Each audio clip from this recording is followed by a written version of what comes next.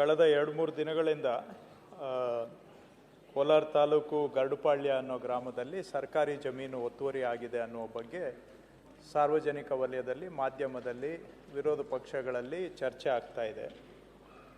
ಕಂದಾಯ ಮಂತ್ರಿಯಾಗಿ ಸರ್ಕಾರಿ ಜಾಗ ಒತ್ತುವರಿ ಆಗಿದೆ ಅಂತ ಹೇಳಿದ್ರೆ ಅದಕ್ಕೆ ಸರ್ಕಾರದ ಹೇಳಿಕೆ ಮಾಡಬೇಕಾಗಿರೋದು ನನ್ನ ಕರ್ತವ್ಯ ಇದೆ. ಆದರೆ ಈ ವಿಷಯದಲ್ಲಿ ನನ್ನ ಹೆಸರು ಕೂಡ ಬೆರ್ಕೊಂಡು ಅದಕ್ಕೆ ನಾನು ಕಾರಣಕರ್ತ ಇದ್ದೇನೆ, ನಾನು ಮಾಡಿಸಿದ್ದೇನೆ ಅನ್ನುವಂಥದ್ದು ಇದೆ. ನಾನು ಈಗ ವೈಯಕ್ತಿಕ ವಿಷಯಕ್ಕಿಂತ ಸರ್ಕಾರದ ಸಂಬಂಧಪಟ್ಟ ಇಲಾಖಾ ಸಚಿವನಾಗಿ ಈ ವಿಷಯದ ಬಗ್ಗೆ ನಮ್ಮ ಹತ್ರ ಅಧಿಕೃತವಾಗಿ ಇರುವಂತಹ ಮಾಹಿತಿಯನ್ನು ಹೇಳಿಕೆ ರೂಪದಲ್ಲಿ ಸದನದ ಗಮನಕ್ಕೆ ತರಲಿಕ್ಕೆ ಮತ್ತು ರಾಜ್ಯದ ಗಮನಕ್ಕೆ ತರಲಿಕ್ಕೆ ಬಯಸ್ತೇನೆ. ಈಗ ಇದ್ರ ಮೇಲೆ ಚರ್ಚೆಗೆ ಮೇಲೆ ಅವಕಾಶ ಕೊಡ್ತೀರೋ? ಹೇಳಿಕೆ ಮಾತ್ರ ಇಲ್ಲ, ಸ್ಟೇಟ್ಮೆಂಟ್ ಮಾತ್ರ. ಸ್ಟೇಟ್ಮೆಂಟ್ ಹೆಂಗ್ ತಂದ್ರಿ? ಸಡನ್ ಹೆಂಗ್ ತರ್ತೀರಿ ನೀವು? ಸ್ಟೇಟ್ಮೆಂಟ್ ಆಗ್ಲಿ, ಆಮೇಲೆ ವಿಚಾರ ಆಮೇಲೆ ಕೇಳಿ. ಚರ್ಚೆ ಮಾಡಕ್ ತಯಾರಿದೆ, ಚರ್ಚೆ ಮಾಡಕ್ಕೆ ಅವಕಾಶ ಇದ್ರೆ ನೀವು ಹೇಳಿಕೆ ಕೊಡಿ.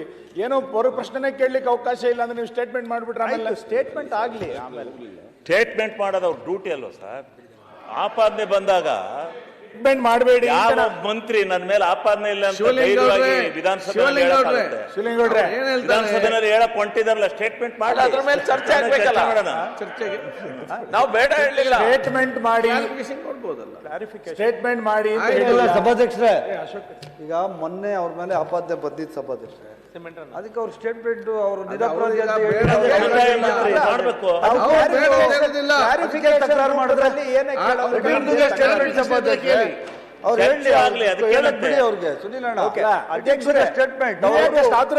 ಹೆಸರು ಇಲ್ಲ ನಾನು ಹೇಳ್ತಾ ಇರೋದು, ಅವ್ರ ಹೆಸರು ತಗೊಂಡ್ರಲ್ಲ ಅದಕ್ಕೆ ಅವ್ರು ಏನಿದೆ ಅವ್ರು ಹೇಳ್ತಾರೆ, ಅವ್ರದ್ದೇನು ಅದ್ರಲ್ಲಿ ಪಾತ್ರ ಇದೆಯೋ ಇಲ್ಲೋ ಅಂತ ಅವ್ರು ಹೇಳ್ತಾರೆ. ಆಮೇಲೆ ನೋಡೋಣ, let him do the statement.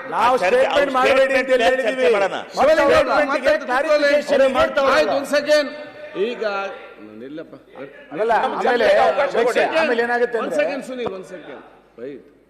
ಈಗ ಚರ್ಚೆಗೆ ಅವ್ರು ಕೂಡ ರೆಡಿ ಇದ್ರು. ಅದು ಇವತ್ತು ಟೈಮ್ ಸಂದರ್ಭದಲ್ಲಿ ಅವ್ರಿಗೆ ಸ್ಟೇಟ್ಮೆಂಟ್ ಮಾಡ್ತಾರೆ. ನಿಮ್ಗೆ ಅದೇನು ಕ್ಲಾರಿಫಿಕೇಶನ್ ಕೇಳಿ ಉತ್ತರ ಕೊಡ್ತಾರೆ ಅಂತ ಮುಂದಕ್ಕೆ ಹೋಗ್ಬಿಟ್ರೆ ಕಷ್ಟ ಆಗುತ್ತೆ. ಕೇಳಿ ಏನಾದರೂ ಇದ್ರೆ ತೊಂದರೆ. ಮಾನ್ಯ ಅಧ್ಯಕ್ಷರೇ, ಸಾರ್ವಜನಿಕ ಜೀವನದಲ್ಲಿ ನಾವು ಕೆಲಸ ಮಾಡುವಾಗ ನಮ್ಮ ಕೆಲಸ ಒಪ್ಪುವಂಥವರು ಇರ್ತಾರೆ, ನಮ್ಮ ಕೆಲಸ ಅಥವಾ ನಮ್ಮ ವ್ಯಕ್ತಿತ್ವವನ್ನು ವಿರೋಧ ಮಾಡುವಂಥವರು ಇರ್ತಾರೆ. ಇದು ಸಾರ್ವಜನಿಕ ಜೀವನದ ಅವಿಭಾಜ್ಯ ಅಂಗ. ಹಾಗೂ ಸ್ವಲ್ಪ ನಿಷ್ಠುರವಾಗಿ ಕೆಲಸ ಮಾಡುವಾಗ ಅದನ್ನು ಒಪ್ಪುವಂಥವರು ಇದ್ದಾರೆ, ಹಾಗೂ ನಿಷ್ಠುರವಾಗಿ ಕೆಲಸ ಮಾಡಿದ್ರಿಂದ ಬಾಧಿತರಾಗುವಂಥವರು ಇರ್ತಾರೆ. ಅವ್ರಿಗೂ ಸಹ ಬೇಕಾಗಿರುತ್ತೆ ಏನಾದರೂ ಒಂದು ಹುಡುಕಬೇಕು, ಮಾಡಬೇಕು ಅಂತ. ಸೊ ಅವರು ಕೆಲಸ ಅವ್ರು ಮಾಡ್ತಾರೆ, ಆದರೆ ಅದರಿಂದ ನಾವು ವಿಚಲಿತರಾಗ್ಲಿಕ್ಕೆ ಆಗೋದಿಲ್ಲ. ಯಾಕಂದರೆ ಅದು ಜೀವನದ ಪ್ರಪಂಚದ ನಿಯಮ. ಅದು ನಮ್ಮಿಂದ ಬಾಧಿತರಾದಾಗ ಅವ್ರು ಹೇಳಿದ ಕೆಲಸ ನಾವು ಮಾಡಲಿಲ್ಲ ಅಂತ ಹೇಳಿದರೆ ಅದನ್ನು ಬೇರೆ ರೂಪದಲ್ಲಿ ನಮ್ಮ ಮೇಲೆ ಈ ರೀತಿ ಮಾಡುವಂಥದ್ದು ಇದೆಲ್ಲ ಇರುತ್ತೆ. ಅದೆಲ್ಲ ಒಂದು ಕಡೆ. ಮತ್ತೊಂದು ಕಡೆ ಏನಂದರೆ ನಮ್ಮ ಹಿತೈಷಿಗಳಿಗೂ ಕೂಡ ಎಲ್ಲೋ ಒಂದು ಕಡೆ ಅನುಮಾನ ಸೃಷ್ಟಿಯಾಗುವಂಥದ್ದು, ಏನಿದು ಅಂತ ಗೊಂದಲ ಸೃಷ್ಟಿಯಾಗುವಂಥದ್ದು ಕೂಡ ಇಂಥ ಸಂದರ್ಭಗಳಲ್ಲಿ ಆಗುತ್ತೆ. ಯಾಕಂದರೆ ಕೆಲವರು ನಮ್ಮ ಮೇಲೆ ನಂಬಿಕೆ ಇಟ್ಟಿರೋರು ಇರ್ತಾರೆ, ವಿಶ್ವಾಸ ಇಟ್ಟಿರುವವರು ಇರ್ತಾರೆ. ಅವರ ಮನಸ್ಸಿನಲ್ಲೂ ಎಲ್ಲೋ ಒಂದು ಕಡೆ ಏನಿದು ಅಂತ ಪ್ರಶ್ನೆ ಉದ್ಭವಿಸುವಂಥ ಸನ್ನಿವೇಶನೂ ಕೂಡ ಇದೆಲ್ಲ ಆಗುತ್ತೆ. ಹಾಗಾಗಿ ನಾವು ಆಯ್ದ ವಿಷಯಗಳನ್ನು ಎತ್ಕೊಂಡು ಅದನ್ನೇ ಸಂಪೂರ್ಣ ಸತ್ಯ ಅಂತ ಪ್ರತಿಬಿಂಬಿಸುವಂಥ ಸಂದರ್ಭದಲ್ಲಿ ಅದರ ಸುತ್ತಮುತ್ತ ಏನು ನೈಜತೆ ಅನ್ನುವಂಥದ್ದು ಕೂಡ ತಿಳಿದುಕೊಂಡ್ರಾಗ ಓವರಾಲ್ ಕಾಂಟೆಕ್ಸ್ಟಲ್ಲಿ ನೋಡಿದಾಗ ಕೆಲವು ವಿಷಯ ಇನ್ನಷ್ಟು ಸ್ಪಷ್ಟ ಆಗುತ್ತೆ. ಮಾನ್ಯ ಅಧ್ಯಕ್ಷರೇ, ಈ ಗರಡುಪಾಳ್ಯ ಅನ್ನುವಂಥ ಗ್ರಾಮ ಇದು ಮೈಸೂರು ಮಹಾರಾಜರ ಮನೆತನಕ್ಕೆ ಸೇರಿದಂತಹ ಗ್ರಾಮ. ಇದು 1923ನೇ ಇಸ್ವಿಯಲ್ಲಿ ಮಹಾರಾಜರು ಪಡ್ಕೊಂಡಂತ, ಅವರು ಬಹುಶಃ ಖರೀದಿ ಮಾಡಿ ತಗೊಂಡ್ರು ಅಂತ ಕಾಣುತ್ತೆ. ಅಲ್ಲಿ ಒಂದು ಅಗ್ರಿಕಲ್ಚರಲ್ ಟ್ರೈನಿಂಗ್ ಇನ್ಸ್ಟಿಟ್ಯೂಟ್ ನಡೆಸ್ತಾ ಇದ್ರು ಆ ಕಾಲದಲ್ಲಿ, 1923ರ ನಂತರ.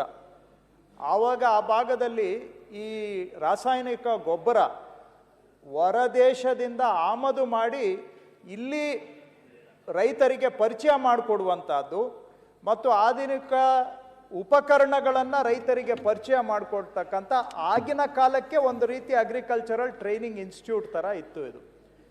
ಅದು ಮಹಾರಾಜರು ಏನೋ ಕಾರಣಕ್ಕೆ ಮಹಾರಾಜರೇ 1953ನೇ ಇಸ್ವಿಯಲ್ಲಿ 1953ನೇ ಇಸ್ವಿಯಲ್ಲಿ ಇದನ್ನು ನಮ್ಮ ತಾತ ಅಂದರೆ ಚೌಡೇಗೌಡ ಅಂತ ನಮ್ಮ ತಾತ ಅವರಿಗೆ ಲೀಸ್ಗೆ ಕೊಡ್ತಾರೆ.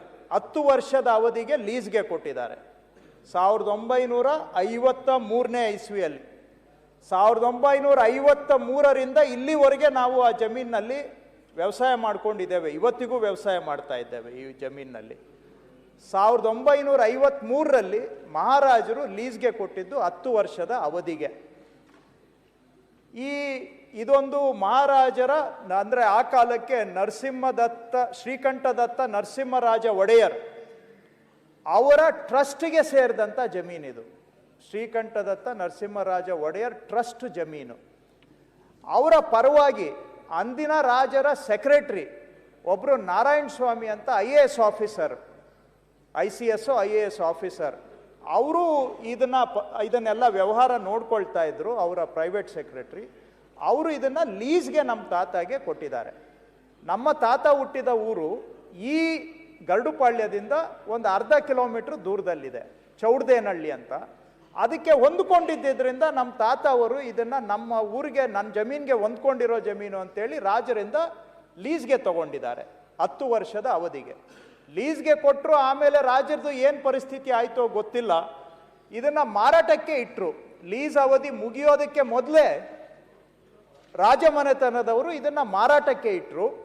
ಮಾರಾಟದಲ್ಲಿ ನಮ್ಮ ತಾತನವರು ಸಮಯಕ್ಕೆ ದುಡ್ಡು ಕಟ್ಟಕ್ಕಾಗಲಿಲ್ಲ. ಹಬೀಬುಲ್ಲಾ ಖಾನ್ ಅನ್ನೋರಿಗೆ ಮಹಾರಾಜರು ಮಾರಾಟ ಮಾಡಿದರು. 1959ನೇ ಇಸ್ವಿಯಲ್ಲಿ ಮಾರಾಟ ಮಾಡಿದರು. ಅದರ ವಿರುದ್ಧವಾಗಿ ನಮ್ಮ ತಾತನವರು ಇಲ್ಲಿ ಕೋಲಾರದಲ್ಲಿ ಸ್ಪೆಷಲ್ DC ಇನಾಮ್ ಅಬಾಲಿಷನ್ ಅವ್ರ ಹತ್ರ ಕೇಸ್ ಹಾಕ್ಕೋತಾರೆ. ಇದು ನನಗೆ ಬರಬೇಕಾಗಿತ್ತು, ಮಹಾರಾಜರು ಅವ್ರಿಗೆ ಮಾರ್ಬಿಟ್ಟಿದ್ದಾರೆ ಅಂತ.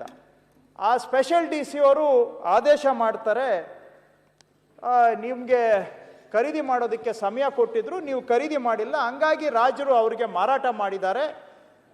ಹಬೀಬುಲ್ಲಾ ಖಾನ್ ಅನ್ನುವಂಥವರು ಇದರ ಆಕ್ಯುಪೆಂಟ್, ಮಾಲೀಕರು ಅಂತೇಳಿ ಸ್ಪೆಷಲ್ DC ಅವತ್ತು ಆರ್ಡರ್ ಮಾಡಿದ್ದಾರೆ.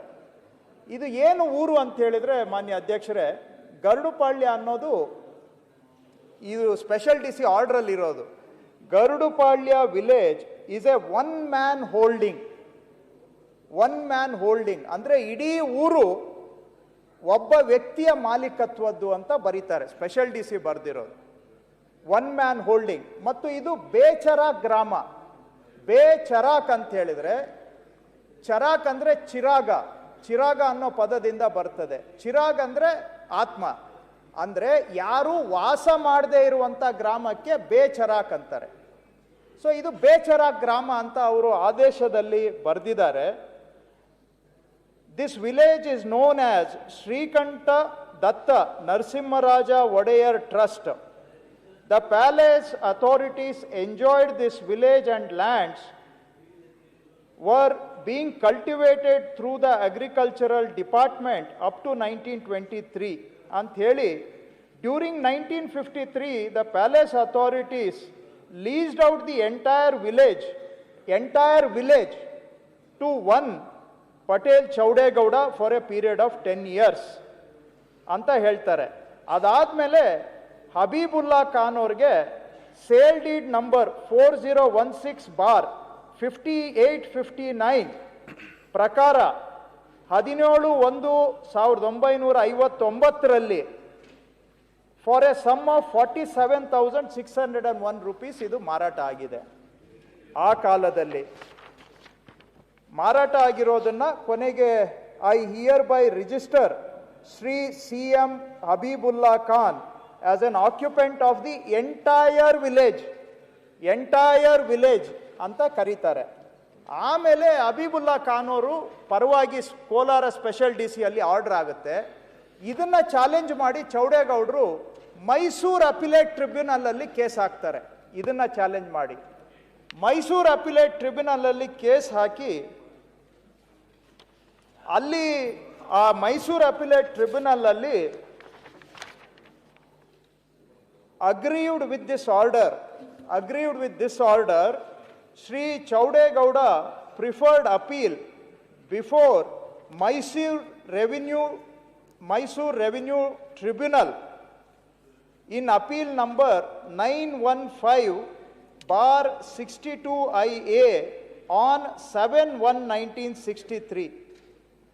Both Chaudegowda and C.H. Abibullah Khan filed a compromise petition before the Mysore Revenue Appellate Tribunal, and accordingly the Mysore Revenue Appellate Tribunal passed orders on 7/1/1965 dismissing the appeal on terms of compromise. ಅಂದರೆ ಚೌಡೇಗೌಡರು ಅಬೀಬುಲ್ಲಾ ಖಾನ್ ಅವರು compromise ಆಗಿ ಅಲ್ಲಿಂದ ಇದು ಚೌಡೇಗೌಡರಿಗೆ ಬರುತ್ತೆ. As A compromise in Mysuru appellate tribunal ಅಲ್ಲಿ compromise ಆಗಿ ಮಾಲೀಕತ್ವ ಪಟೇಲ್ ಚೌಡೇಗೌಡರಿಗೆ ಬರುತ್ತೆ. ಅಂಡ್ ಪಟೇಲ್ ಚೌಡೇಗೌಡರು ನಮ್ಮ ತಾತ ಅವರು. ಆಮೇಲೆ ಅದು ಏನು ಸೇಲ್ ಡೀಡ್ ಆಗಿದೆ ಅಂತಲೂ ನಾವು ತೆಗೆದು ನೋಡಿದ್ವಿ. ಸೇಲ್ ಡೀಡಲ್ಲಿ ಕೊಡ್ತೇವೆ, ಎಲ್ಲ ಡಾಕ್ಯುಮೆಂಟ್ ಕೊಡ್ತೇನೆ. ಈ ಸದನದಲ್ಲಿ ಓದಿದ ಮೇಲೆ ಟೇಬಲ್ಲು ಮಾಡ್ತೇನೆ. This indenture is made on the 16th day of January 1959 between the Secretary, Palace Trusts, on behalf of Yuvaraja Srikantadatta Narasimharaja Wadeyar Trust, represented by Sri K. Narayanaswamy, IAS, Secretary to His Highness the Maharaja of Mysore and Palace Trusts, and Inayat Khan and Abibullah Khan, son of Inayat Khan. ಈ sale ಡೀಡಲ್ಲಿ ನಾವು ನೋಡಿದಾಗ ಅವರು ಸ್ಪಷ್ಟವಾಗಿ ಬರೀತಾರೆ, all the piece and parcel of 133 acres 13 guntas of dry, 18 acres 35 guntas of wet, 21 acres 21 guntas of garden, 82 acres and 20 guntas of uncultivated land, respectively measuring in all 256 acres 9 guntas of entire Garudupalya village, including the village site with all buildings thereon. ಅವುಗಳು ಕ್ರಯ ಆಗಿರುವಂಥದ್ದು. ಇದು sale ಡೀಡ್ನ copy. ಅರ್ಥ ಏನು ಅಂದರೆ, ಈ ಊರಿನ ಸಂಪೂರ್ಣ ಎಲ್ಲ ಸರ್ವೆ ನಂಬರ್ 256 ಎಕರೆನೂ ಕೂಡ ಮಹಾರಾಜರು ಸೇಲ್ ಮಾಡಿರುವಂಥದ್ದು.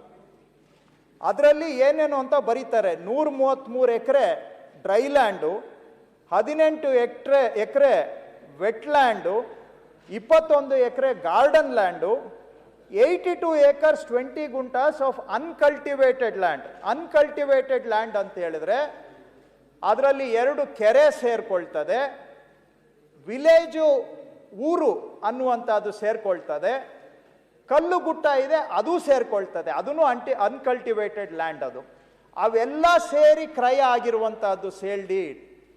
All the lands amounting to 256 acres ಮಹಾರಾಜರು ಇದು ಮಾರಾಟ ಮಾಡಿರುವಂತಹದ್ದು ಅಲ್ಲಿಂದ ನಮಗೆ ಬಂದಿದೆ. ಮಾನ್ಯ ಅಧ್ಯಕ್ಷರೇ, ಮೈಸೂರು ಮಹಾರಾಜರು ಮಾರಿರುವಂತಹ ಜಮೀನು ಇದು. ಅಲ್ಲಿ ಸೇಲ್ ಡೀಡಲ್ಲಿ ಕ್ಲಿಯರ್ ಆಗಿದೆ, all lands, dry land, wet land, garden land plus uncultivated land ಇಷ್ಟೂ ಸೇರಿ ನಮಗೆ ಕ್ರಯ ಆಗಿರ್ತಕ್ಕಂಥದ್ದು ಅನ್ನೋದನ್ನ ನಾನು ತಮ್ಮ ಗಮನಕ್ಕೆ ತರ್ತಾ ಇದ್ದೇನೆ. ಈಗ ಆರೋಪ ಮಾಡಿದ್ದಾರೆ ಇದು ಏನು ಕೆರೆ ಜಾಗ ಒತ್ತುವರಿ ಮಾಡಿದ್ದಾರೆ ಅಂತ. ಮಾನ್ಯ ಅಧ್ಯಕ್ಷರೇ, ಈ ನಮ್ಮ ಊರಿನಲ್ಲಿ ಈ 256 ಎಕರೆಯಲ್ಲಿ 2 ಕೆರೆಗಳು ಇದ್ದಾವೆ, 2 ಕೆರೆ ಇದೆ. ಗ್ರಾಮ ನಕಾಶೆ ನೋಡಿದ್ರೂ ಕೂಡ 2 ಕೆರೆ ಇದೆ, ಒಂದು ದೊಡ್ಡ ಕೆರೆ ಇದೆ, ಒಂದು ಚಿಕ್ಕ ಕೆರೆ ಇದೆ. ಇದೊಂದು 20-25 ಎಕರೆ ಇರಬೇಕು, ಇದೊಂದು 12 ಎಕರೆ ಇರಬೇಕು. ನೀವು ಈಗಲೂ ಕೂಡ ಗೂಗಲ್ ಮ್ಯಾಪ್ ತೆಗೆದು ನೋಡ್ಬೋದು, 2 ಕೆರೆ ಅಸ್ತಿತ್ವದಲ್ಲಿದ್ದಾವೆ, 2 ಕೆರೆ ಅಸ್ತಿತ್ವದಲ್ಲಿದ್ದಾವೆ. ಯಾರು ಬೇಕಾದರೂ ಮೆಷರ್ ಮಾಡ್ಬೋದು, ಈ ಕೆರೆಯಲ್ಲಿ 1 ಇಂಚು ಏನಾದರೂ ಒತ್ತುವರಿ ಮಾಡಿದ್ದೇವೋ ಆಗಿದೆಯಾ ಅಂತ ಯಾರು ಬೇಕಾದರೂ ಮೆಷರ್ ಮಾಡ್ಬೋದು. ಕಾಲುವೆಗಳಿದ್ದಾವೆ, ಕಾಲುವೆಗಳು ಒತ್ತುವರಿ ಆಗಿದೆಯಾ ಅಂತ ಯಾರು ಬೇಕಾದರೂ ಬಂದು ಮೆಷರ್ ಮಾಡ್ಬೋದು. ನಾನು ಇನ್ಫ್ಯಾಕ್ಟ್ ಇನ್ವೈಟ್ ಮಾಡ್ತೇನೆ ಮಾನ್ಯ ಸಭಾಧ್ಯಕ್ಷರು ದೊಡ್ಡ ಮನಸ್ಸು ಮಾಡಿ ಅಪೋಸಿಷನ್ ಪಾರ್ಟಿಯವ್ರದ್ದು ಒಂದು ಟೀಮು ಮೀಡಿಯಾದವ್ರ ಜೊತೆಗೆ ಅಲ್ಲಿ ವಿಸಿಟ್ ಮಾಡಿಸ್ಲಿಕ್ಕೆ ತಾವು ಅರೇಂಜ್ ಮಾಡಿದರೆ ನಾನು ಸ್ಥಳೀಯ ಕಂದಾಯ ಅಧಿಕಾರಿಗಳಿಗೆ ಹೇಳಿ ಅವ್ರನ್ನ ಜೊತೆಗೆ ಹೋಗಿ ಪ್ರತಿಯೊಂದು ಇಂಚು ಕೂಡ ದಾಖಲೆಗಳನ್ನು ತೆಗೆಸಿ ಇನ್ಸ್ಪೆಕ್ಷನ್ ಮಾಡೋದಕ್ಕೆ ನಾನು ಸ್ವಾಗತ ಮಾಡ್ತೇನೆ. I have no ಎಸಿಟೆನ್ಸಿ.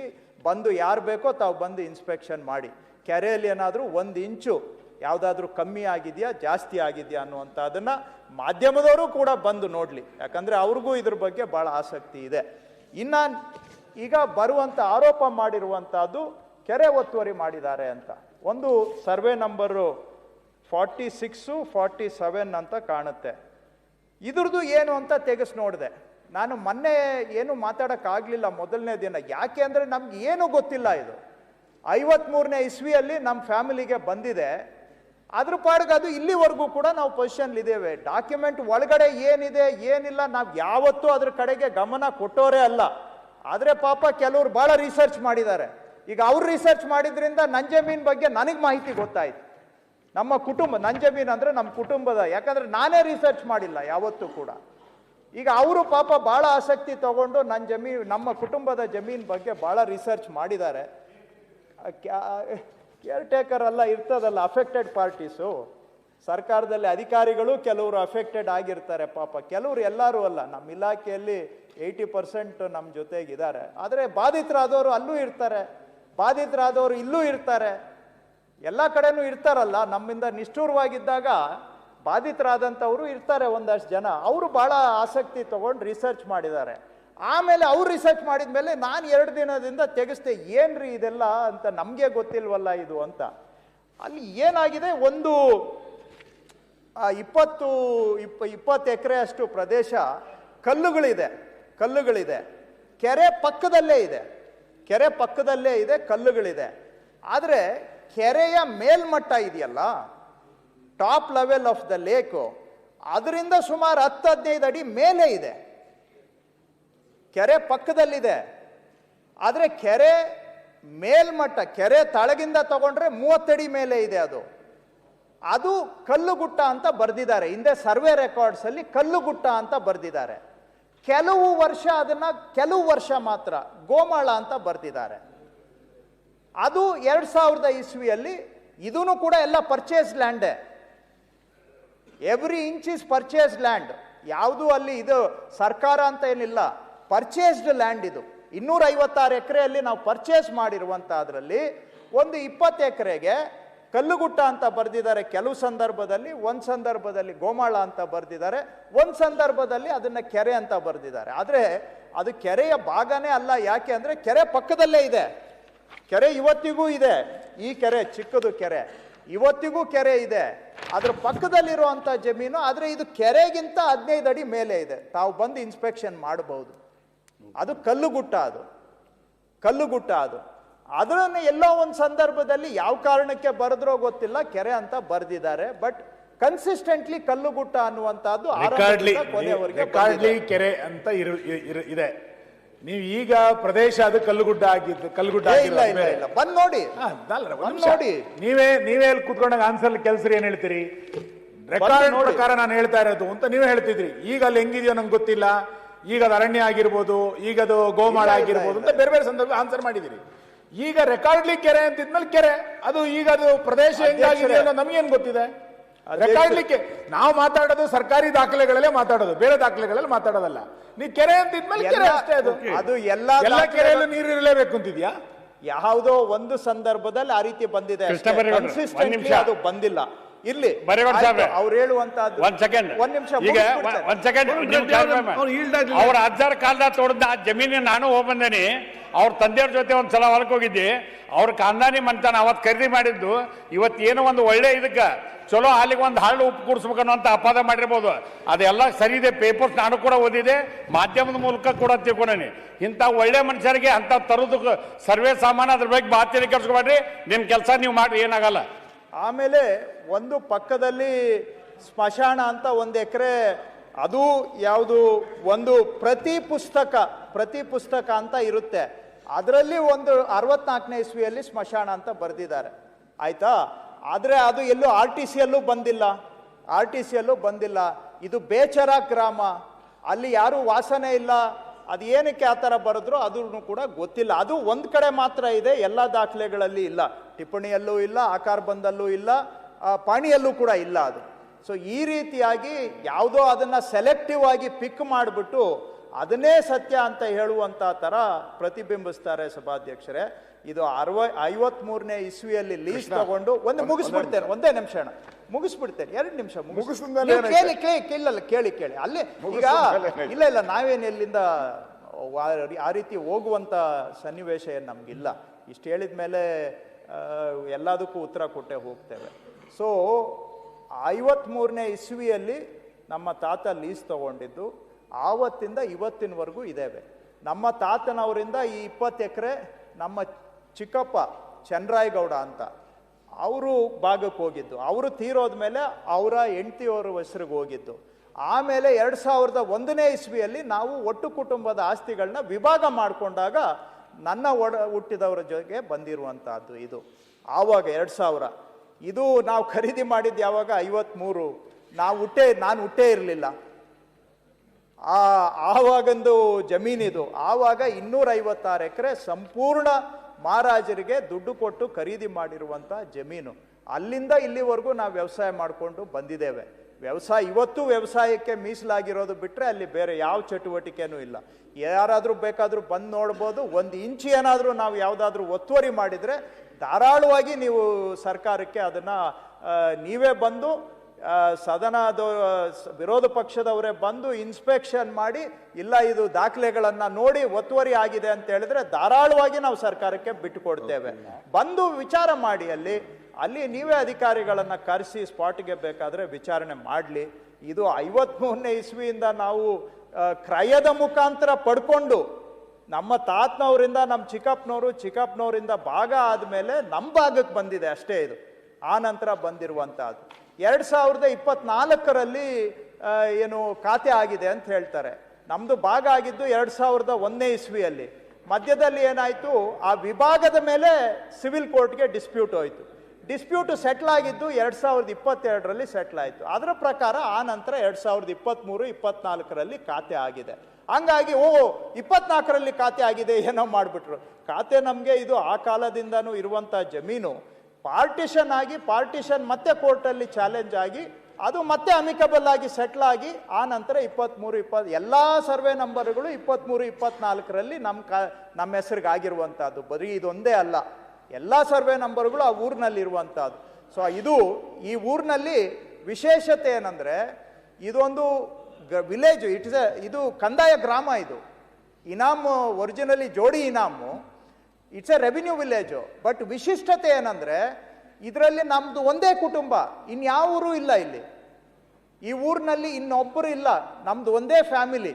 ನೀವು ಬನ್ನಿ, ದಯವಿಟ್ಟು ಬಂದು ನೋಡಿ, ಸ್ನೇಹಿತರಾಗಾದ್ರೂ ಬಂದು ನೋಡಿ. ಇಲ್ಲ ಅಂತ ಹೇಳಿದ್ರೆ ವಿರೋಧ ಪಕ್ಷದವರಾಗಿನೂ ಬಂದು ನೋಡಿ.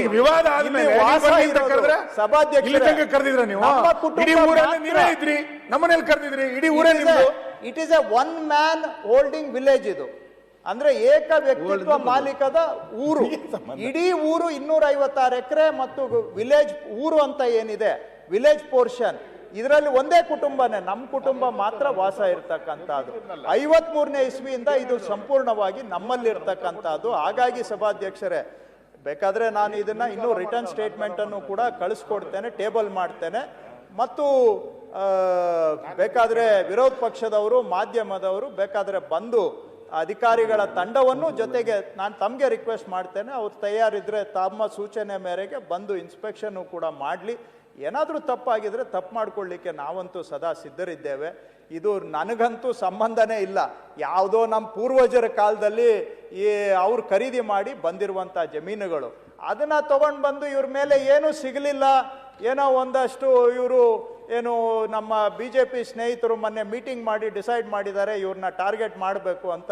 ಆ ಟೈಮ್ಗೆ ಯಾರೋ ನಮ್ಮ ಜೊತೆಯಲ್ಲಿ ಅಕ್ಕಪಕ್ಕ ಇರೋರು ಕೂಡ ಇದೆ ನೋಡ್ರಿ ನಿಮಗೆ ಅಂತೇಳಿ ನಮ್ಮವರು ಅಲ್ಲಿ ಅವ್ರು ಮಾತಾಡ್ತಾ ಇದ್ರಂತೆ. ಏನಪ್ಪ ನಿಮ್ಮವರೇ ರೆಡಿ ಆಗಿಬಿಟ್ಟಿದ್ದಾರೆ ಅಂತ ಕೆಲವರು ನಿಮ್ಮವರು ಹೇಳ್ತಾ ಇದ್ರಂತೆ.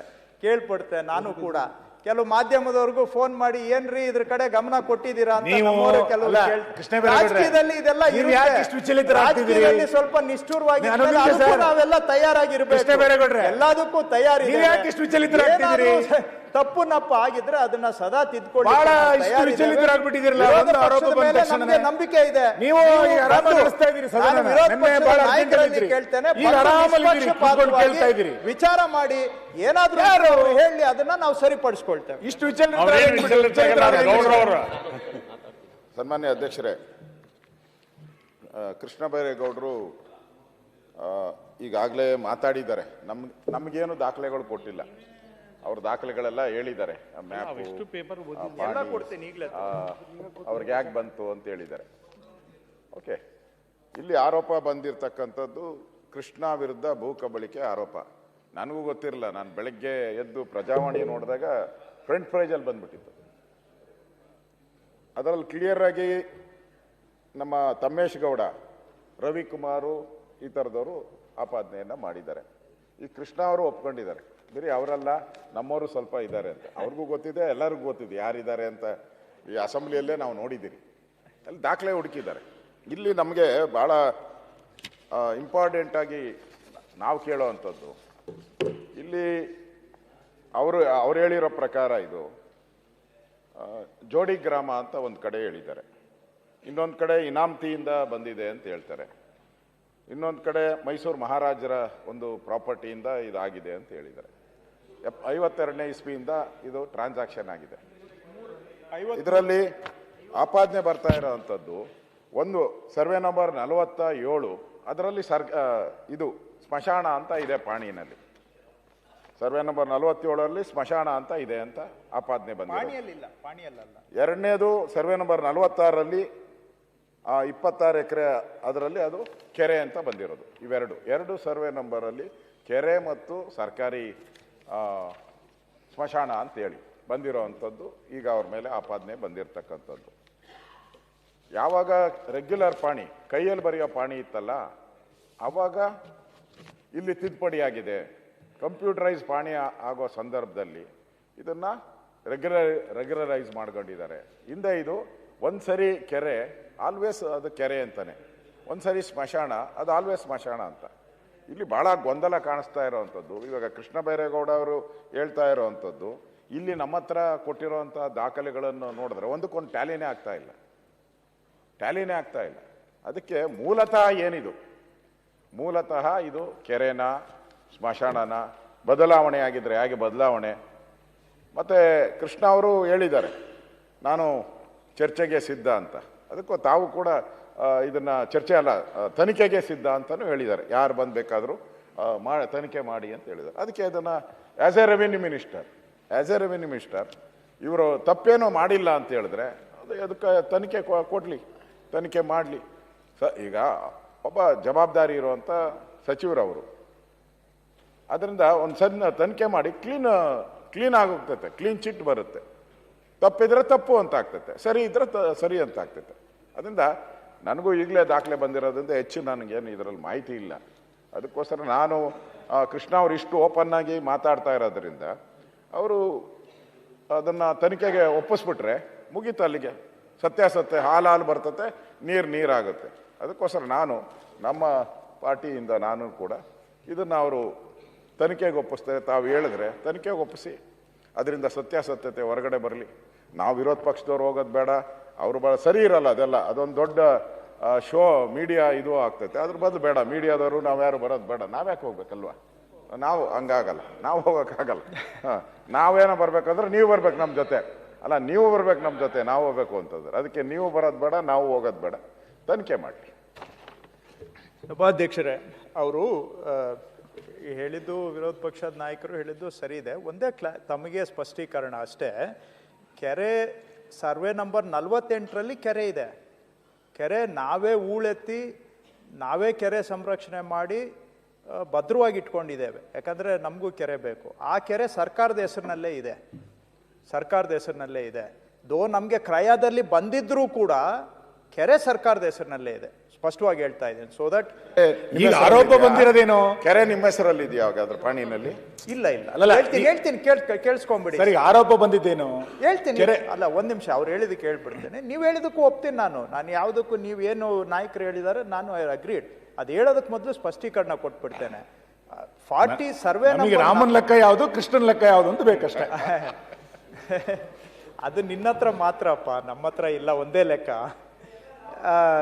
ಸರ್ವೆ ನಂಬರ್ 48ರಲ್ಲಿ ಕೆರೆ ಇದೆ, ಕೆರೆ ಸಂರಕ್ಷಿತವಾಗಿದೆ, ಕೆರೆಯಲ್ಲಿ ನೀರು ಕೂಡ ಇದೆ.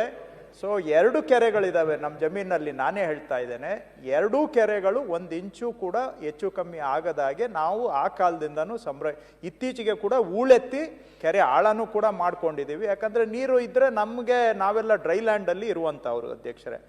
ಇದು 47 ಬಂದಾಗ ಏನಂದರೆ ಅದು ಕೆರೆಗಿಂತ ಮೇಲೆ ಇದೆ, ಕಲ್ಲುಗುಟ್ಟಗಳು ಇರುವಂಥದ್ದು. ಅದೇನಾಗಿದೆ, ಅದು ಇದೆ. ಕೆರೆ ಈ ಕೋಡಿ ಪಕ್ಕದಲ್ಲಿ 1 ಎಕರೆ ಸ್ಮಶಾನ ಅಂತ ಬರೀ ಪ್ರತಿ ಪುಸ್ತಕದಲ್ಲಿ ಬರೆದಿದ್ದಾರೆ. ಅದು ಆಕಾರ ಬಂದಲ್ಲಿ ಇಲ್ಲ, ಟಿಪ್ಪಣಿಯಲ್ಲಿ ಇಲ್ಲ, RTCಯಲ್ಲೂ ಇಲ್ಲ. ಪ್ರತಿ ಪುಸ್ತಕ ಅಂತ ಒಂದು ಇರುತ್ತೆ. ಆ ಪ್ರತಿ ಪುಸ್ತಕದಲ್ಲಿ 64ನೇ ಇಸ್ವಿಯಲ್ಲಿ ಮಾತ್ರ 1 ಎಕರೆ ಸ್ಮಶಾನ ಅಂತ ಬರೆದಿದ್ದಾರೆ. ಸದ್ಯ ಈಗ ಸ್ಮಶಾನಕ್ಕೆ ಬಿಟ್ಕೊಡ್ಬೇಕು ಅಂದರೆ ಬಿಟ್ಕೊಡ್ತೀವಿ. ಅದು ಏನು ಈಗ ಅದಕ್ಕೆ ಏನು 1 ಎಕರೆ ನಮಗೆ ಯಾವ ಲೆಕ್ಕ ಅಲ್ಲಿ, ಅದು ಎಲ್ಲಿ ರಿಮೋಟಲ್ಲಿ ಇರೋದು ಅಂತದ್ದು ಅಧ್ಯಕ್ಷರೇ. ಅದಕ್ಕೆ ಏನು ಅಷ್ಟು ಇಷ್ಟು ಅಂತೇಳಿ ಅಯ್ಯೋ ಈಗ ಒಳ್ಳೆ ಕತೆ ನಮಗೆ ಅದರಿಂದ. ಆಮೇಲೆ ಈಗ 48 ಕೆರೆ ಪಕ್ಕದಲ್ಲಿ ಕಲ್ಲುಗುಟ್ಟ ಅನ್ನುವಂಥದ್ದು, ಅದರಲ್ಲಿ 20 ಎಕರೆ ಇದೆ. ಅದು ಕಲ್ಲುಗುಟ್ಟ ಅಂತ ಬರೆದಿದ್ದಾರೆ. RTCಯಲ್ಲಿ ಕೆರೆ ಅಂತ 1 ವರ್ಷ ಬರೆದಿದ್ದಾರೆ. 1 ವರ್ಷ ಏನು ಕೇಳಿಸ್ಕೊಳ್ಳಿ ದಯವಿಟ್ಟು, ಈ ಯಾವುದು ಆರೋಪ ಬರ್ತಾ ಇದೆಯಲ್ಲ ಆ ಸರ್ವೆ ನಂಬರು 1 ವರ್ಷದಲ್ಲಿ ಕೆರೆ ಅಂತ RTCಯಲ್ಲಿ ಬರೆದಿದ್ದಾರೆ. ಆದರೆ ಸರ್ವೆ ಡಾಕ್ಯುಮೆಂಟಲ್ಲಿ ಕ್ಲಿಯರ್ ಆಗಿದೆ ಅದು ಕಲ್ಲುಗುಟ್ಟ ಅಂತ. ಸರ್ವೆ ಡಾಕ್ಯುಮೆಂಟಲ್ಲಿ ಕ್ಲಿಯರ್ ಆಗಿದೆ ಕಲ್ಲುಗುಟ್ಟ ಅಂತ. ಹಾಗಾಗಿ ಸಭಾಧ್ಯಕ್ಷರೇ ಇಷ್ಟು ಸ್ಪಷ್ಟೀಕರಣ ಹೇಳ್ತಾ, ಇದು ಮಾನ್ಯ ವಿರೋಧ ಪಕ್ಷದ ನಾಯಕರು ಏನು ಹೇಳಿದ್ದಾರೆ, ಅದೇ ಕಲ್ಲುಗುಟ್ಟ ಪಕ್ಕದಲ್ಲಿ ಖರಾಬ್ ಅಂತ ಬರೆದಿದ್ದಾರೆ. ಬಟ್ ಸರ್, ಇಷ್ಟೂ ಲ್ಯಾಂಡು ನಾವು ಪರ್ಚೇಸ್ ಮಾಡಿರೋದು ಇನ್ಕ್ಲೂಡಿಂಗ್ ಖರಾಬು ಎಲ್ಲ ಸೇರಿ, ಆಗಲೇ ಅದನ್ನೇ ನಾನು ಓದಿ ಹೇಳಿದ್ದು, 82 acres ಅನ್ಕಲ್ಟಿವೇಬಲ್ ಲ್ಯಾಂಡ್ ಅಂದರೆ ಸರ್ವೆ ರೆಕಾರ್ಡ್ಸ್ ಪ್ರಕಾರ ಅನ್ಅಸೆಸ್ಡ್ ಲ್ಯಾಂಡ್. ಅದರಲ್ಲಿ ಕೆರೆ ಖರಾಬು ಎಲ್ಲ ಸೇರ್ಕೊಳ್ತದೆ. ಅದೂ ಮಹಾರಾಜರು ಸೇಲ್ ಡೀಡ್ ಮಾಡಿ ಕೊಟ್ಟಿರುವಂತಹದ್ದು ನಮಗೆ, ಇನ್ಕ್ಲೂಡಿಂಗ್ ಅನ್ಕಲ್ಟಿವೇಟೆಡ್ ಲ್ಯಾಂಡ್. ಕೆರೆ ಇದೆಲ್ಲ ಕಲ್ಲುಗುಟ್ಟ ಸೇರ್ಕೊಂಡು ನಮಗೆ, ಅಂಡ್ ಊರೂ ನಾನ್ ಅಗ್ರಿಕಲ್ಚರ್ ಲ್ಯಾಂಡೇ, ಅದನ್ನು ನಮಗೆ ಕ್ರಯ ಮಾಡಿಕೊಟ್ಟಿದ್ದಾರೆ. ಆದಾಗ್ಯೂ ಕೂಡ ಸಭಾಧ್ಯಕ್ಷರೇ, ಇದು ನನ್ನ ಕಾಲಕ್ಕಂತೂ ಸಂಬಂಧನೇ ಇಲ್ಲ.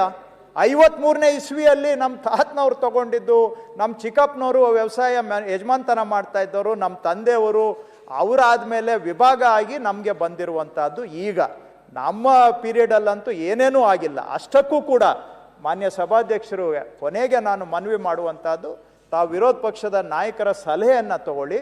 ಯಾರ ಕಡೆಯಿಂದ ತನಿಖೆ ಮಾಡಿಸ್ಬೇಕು ಅಂತ ಅವ್ರು ಸಲಹೆ ಕೊಡ್ತಾರೆ, ಅವ್ರ ಕಡೆಯಿಂದ ತನಿಖೆಗೆ ನಾನು ತಯಾರಿದ್ದೇನೆ. ದಯವಿಟ್ಟು ನಾನು ಮನವಿನೂ ಮಾಡ್ತೇನೆ, ನೀವು ತನಿಖೆಗೆ, ಮಾನ್ಯ ಅಧ್ಯಕ್ಷರೇ, ತನಿಖೆಗೆ ಇದನ್ನ ರೆಫರ್ ಮಾಡಿ. ಯಾರ ಕಡೆಯಿಂದ ತನಿಖೆ ಮಾಡಿಸ್ಬೇಕು ಅಂತ ನಮ್ಮ ಸಭಾ ನಾಯಕರು, ವಿರೋಧ ಪಕ್ಷದ ನಾಯಕರು ಇಬ್ಬರದ್ದು ಸಲಹೆ ತಗೊಂಡು ಯಾರ ಕಡೆಯಿಂದ ಮಾಡಿಸ್ಬೇಕು ಅವ್ರಿಗೆ ರೆಫರ್ ಮಾಡಿ ಸಭಾಧ್ಯಕ್ಷರೇ.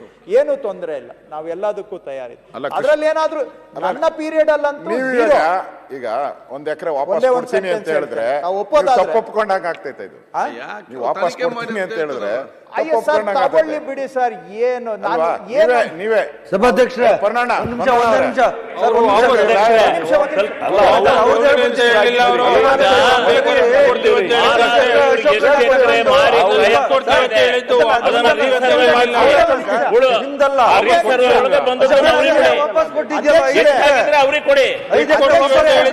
ಇವೆಲ್ಲ ಆಗಿರೋದು ಒಂದೇ ಒಂದು ನಿಮಿಷ, ನಮ್ಮ ಕೊಲೀಗ್ಸ್, ಇದೆಲ್ಲ ಆಗಿರೋದು 50 ವರ್ಷ ಹಿಂದೆ. ನನ್ನ ಅವಧಿಯಲ್ಲಿ, ಮಾನ್ಯ ನಾಯಕರು ಎಲ್ಲರೂ ಕೇಳಿಸ್ಕೊಳ್ಳಿ, ನನ್ನ ಅವಧಿಯಲ್ಲಿ ಒಂದು ಮಿಲಿಮೀಟರ್ ಗೆರೆನೂ ಕೂಡ ಇದರಲ್ಲಿ ಯಾರು ಏನೂ ಆಗಿಲ್ಲ. 1 ಮಿಲಿಮೀಟರ್ ಗೆರೆ ಅಷ್ಟು ನನ್ನ ಅವಧಿಯಲ್ಲಿ ಏನೂ ಆಗಿಲ್ಲ. ಸೊ ನನಗೆ ಯಾಕೆ ಮುಚ್ಚು ಮರೆ? ನಾನು ಯಾರಿಗೋ ಮಾಡೋಕ್ಕಾಗಲ್ಲ ಅಂತ ಹೇಳಿದ್ದಕ್ಕೆ ಇದೆಲ್ಲ ನನ್ನ ಮೇಲೆ ಬಂದಿರೋದು ಅಷ್ಟೇ. ಅದನ್ನ ಗೊತ್ತಿರುವಂಥ ವಿಷಯಗಳು ಇವೆಲ್ಲ. 1 ಮಿಲಿಮೀಟರ್ ಅಷ್ಟು ಕೂಡ ಗೆರೆ ಆ ಕಡೆ ಈ ಕಡೆ ಆಗಿಲ್ಲ. ಒಂದು ಅಕ್ಷರ ಅಲ್ಲ, ಒಂದು ಅಕ್ಷರದಲ್ಲಿ 1 ಮಿಲಿಮೀಟರ್. ಹಾಗಾಗಿ ನಾನು ಹೇಳಿದ್ದು ನಾನು ಯಾವುದೂ ಒಪ್ಕೊಳ್ತಾ ಇಲ್ಲ. ಆದರೆ ತನಿಖೆ ಮಾಡಲಿ, ತನಿಖೆಯಲ್ಲಿ ಏನು ಬಂದರೆ ಅದಕ್ಕೆ ತಯಾರಿದ್ದೇವೆ.